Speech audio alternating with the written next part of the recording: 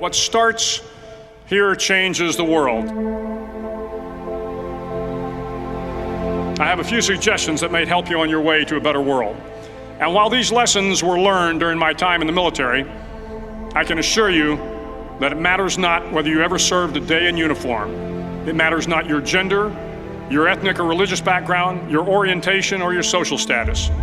Our struggles in this world are similar, and the lessons to overcome those struggles and to move forward, changing ourselves and changing the world around us, will apply equally to all. So here are the 10 lessons I learned from basic SEAL training that hopefully will be of value to you as you move forward in life. Every morning in SEAL training, my instructors, who at the time were all Vietnam veterans, would show up in my barracks room, and the first thing they'd do was inspect my bed. If you did it right, the corners would be square, the covers would be pulled tight, the pillow centered just under the headboard, and the extra blanket folded neatly at the foot of the rack. It was a simple task, mundane at best, but every morning we were required to make our bed to perfection. It seemed a little ridiculous at the time, particularly in light of the fact that we were aspiring to be real warriors, tough, battle-hardened SEALs. But the wisdom of this simple act has been proven to me many times over.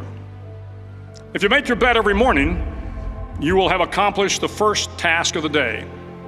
It will give you a small sense of pride, and it will encourage you to do another task, and another, and another. And by the end of the day, that one task completed will have turned into many tasks completed. Making your bed will also reinforce the fact that the little things in life matter. If you can't do the little things right, you'll never be able to do the big things right. And if by chance you have a miserable day, you will come home to a bed that is made, that you made. And a made bed gives you encouragement that tomorrow will be better. So if you want to change the world, start off by making your bed.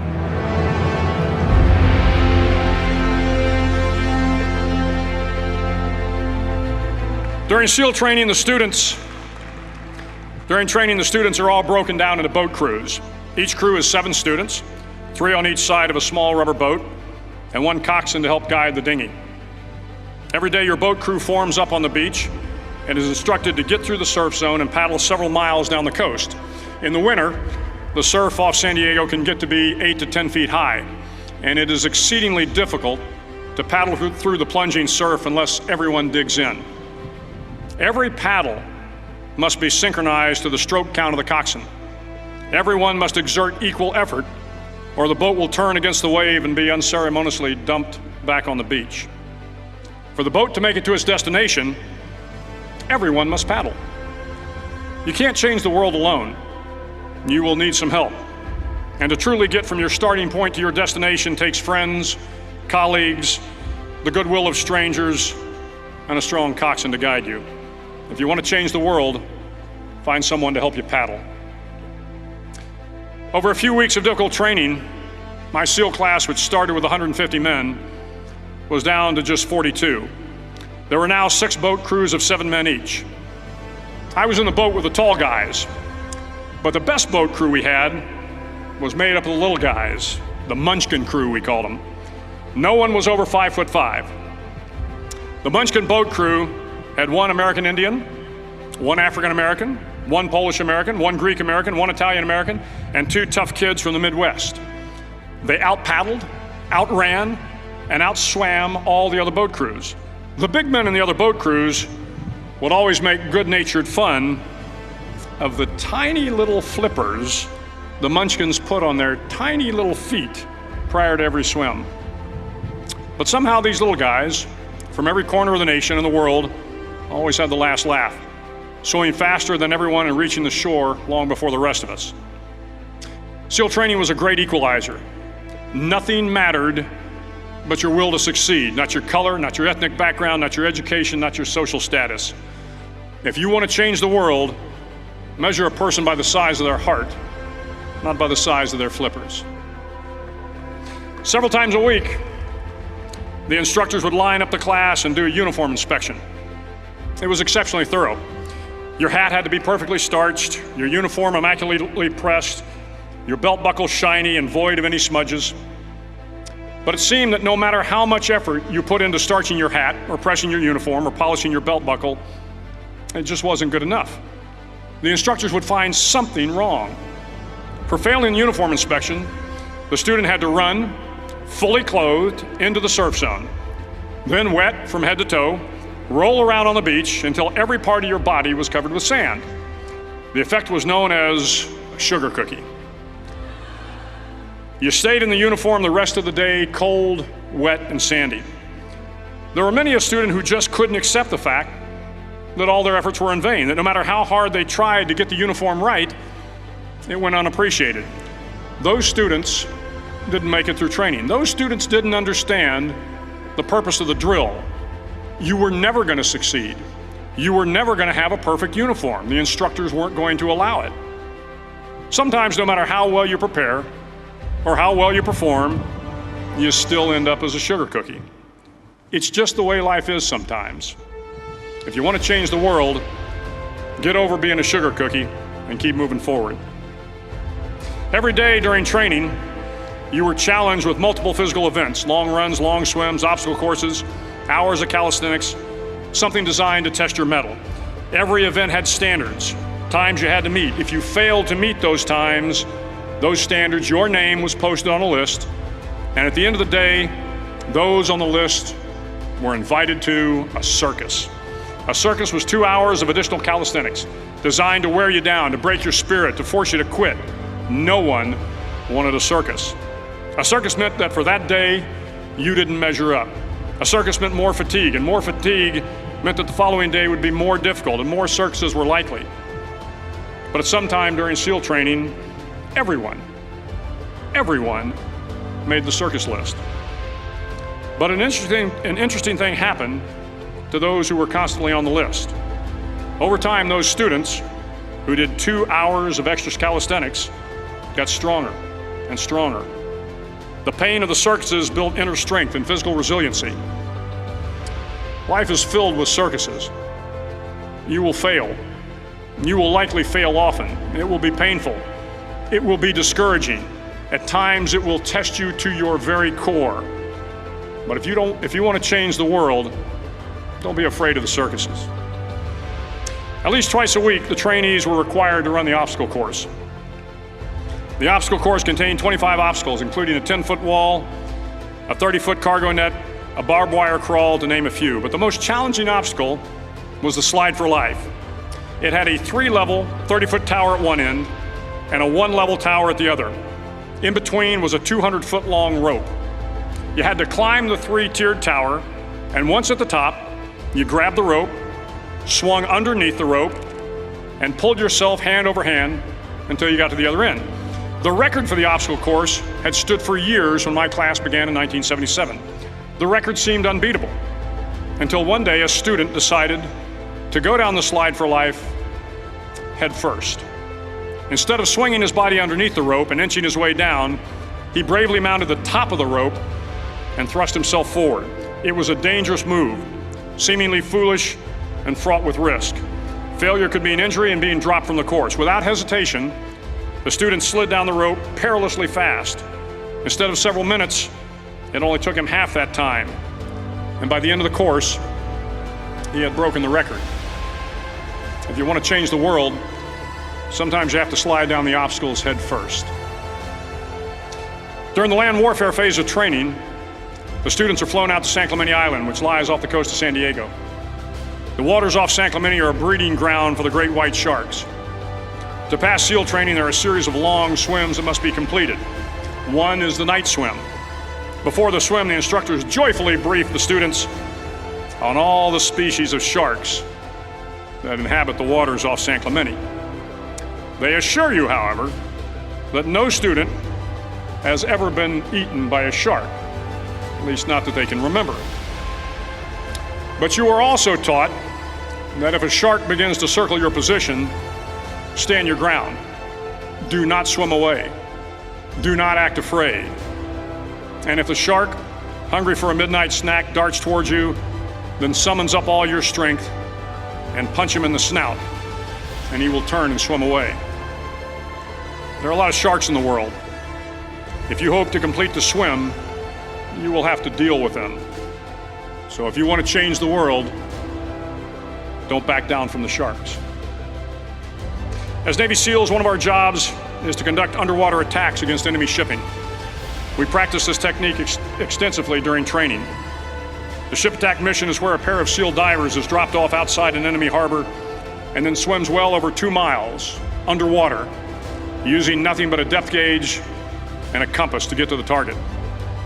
During the entire swim, even well below the surface, there is some light that comes through. It is comforting to know that there is open water above you. But as you approach the ship, which is tied to a pier, the light begins to fade. The steel structure of the ship blocks the moonlight. It blocks the surrounding street lamps. It blocks all ambient light. To be successful in your mission, you have to swim under the ship and find the keel, the center line, and the deepest part of the ship. This is your objective. But the keel is also the darkest part of the ship, where you cannot see your hand in front of your face, where the noise from the ship's machinery is deafening, and where it gets to be easily disoriented, and you can fail. Every SEAL knows that under the keel, at that darkest moment of the mission, is a time when you need to be calm, when you must be calm, when you must be composed, when all your tactical skills, your physical power, and your inner strength must be brought to bear. If you want to change the world, you must be your very best in the darkest moments. The 9th week of training is referred to as Hell Week. It is 6 days of no sleep, constant physical and mental harassment, and one special day at the Mud Flats. The Mud Flats are an area between San Diego and Tijuana where the water runs off and creates the Tijuana Sloughs, a swampy patch of terrain where the mud will engulf you. It is on Wednesday of Hell Week that you paddle down to the Mud Flats and spend the next 15 hours trying to survive this freezing cold, the howling wind, and the incessant pressure to quit from the instructors. As the sun began to set that Wednesday evening, my training class, having committed some egregious infraction of the rules, was ordered into the mud. The mud consumed each man till there was nothing visible but our heads. The instructors told us we could leave the mud if only 5 men would quit. Only 5 men, just 5 men, and we could get out of the oppressive cold. Looking around the mud flat, it was apparent that some students were about to give up. It was still over 8 hours till the sun came up. 8 more hours of bone-chilling cold. The chattering teeth and the shivering moans of the trainees were so loud, it was hard to hear anything. And then one voice began to echo through the night. One voice raised in song. The song was terribly out of tune, but sung with great enthusiasm. One voice became 2, and 2 became 3, and before long, everyone in the class was singing. The instructors threatened us with more time in the mud if we kept up the singing, but the singing persisted, and somehow the mud seemed a little warmer, and the wind a little tamer, and the dawn not so far away. If I have learned anything in my time traveling the world, it is the power of hope. The power of one person, a Washington, a Lincoln, King, Mandela, and even a young girl from Pakistan, Malala. One person can change the world by giving people hope. So if you want to change the world, start singing when you're up to your neck in mud. Finally, in SEAL training, there's a bell. A brass bell that hangs in the center of the compound for all the students to see. All you have to do to quit is ring the bell. Ring the bell, and you no longer have to wake up at 5 o'clock. Ring the bell, and you no longer have to be in the freezing cold swims. Ring the bell, and you no longer have to do the runs, the obstacle course, the PT, and you no longer have to endure the hardships of training. All you have to do is ring the bell to get out. If you want to change the world, don't ever ring the bell. It will not be easy. Start each day with a task completed. Find someone to help you through life. Respect everyone. Know that life is not fair and that you will fail often. But if you take some risks, step up when the times are the toughest, face down the bullies, lift up the downtrodden, and never, ever give up. If you do these things, the next generation and the generations that follow will live in a world far better than the one we have today. And what started here will indeed have changed the world for the better. Thank you very much. March, left, right, go left, right, go left, right, left, well, come on over, come on over, the war's not over, the war's not over, so put your weapon next to mine, so put your weapon next to mine, aim right on down the line, aim right on down the line. I shot insurgents one. I shot insurgents one. I did that just for fun. I did that just for fun. Put your weapon next to mine. So put your weapon next to mine. Aim right on down the line. Aim right on down the line. Well, come on over. Well, come on over. The war's not over. The war's not over. So put your weapon next to mine. So put your weapon next to mine. Aim right on down the line. Aim right on down the line. I shot insurgents too. I shot insurgents too. I did that just for you. I did that just for you. Put your weapon next to mine. So put your weapon next to mine. Aim right on down the line. Aim right on down the line. Well, come on over. Come on over. The war's not over. The war's not over. So put your weapon next to mine. So put your weapon next to mine. Aim right on down the line. Aim right on down the line. I shot insurgents three. I shot insurgents three. I did that to keep us free. I did that to keep us free. Put your weapon next to mine. So put your weapon next to mine. Aim right on down the line. Aim right on down the line. Well, come on over. Come on over. The war's not over. The war's not over. So put your weapon next to mine. So put your weapon next to mine. Aim right on down the line. Aim right on down the line.